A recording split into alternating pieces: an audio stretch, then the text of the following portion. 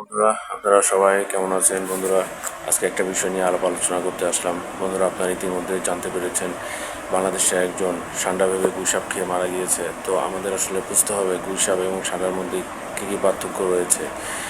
গুইসাপ যেটা হচ্ছে monitor Lizaad এবং ষান্ডা স্কিং, দুইটি সরীসৃপ রেপটাইল হলো, এদের মধ্যে বেশ কিছু গুরুত্বপূর্ণ পার্থক্য রয়েছে।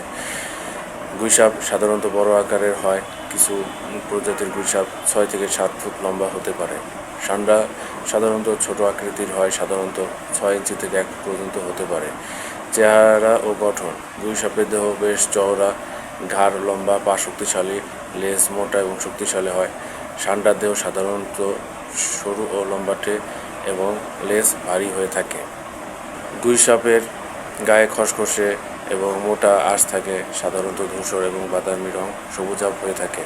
ষান্ডা সাধারণত তুলনামূলক মসৃণ, চকচকে রঙিন হতে পারে, সোনালী, বাদামি, সবুজ রঙের গায়ে ছোপযুক্ত হতে পারে।